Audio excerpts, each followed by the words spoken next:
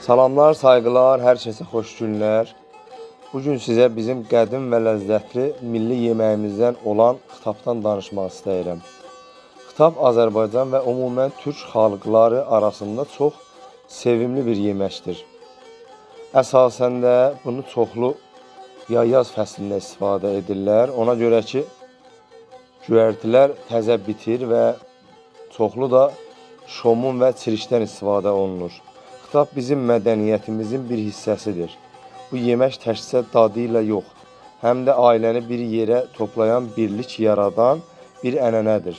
Kim xitabı dadıbsa, onun dadını unuda bilməz.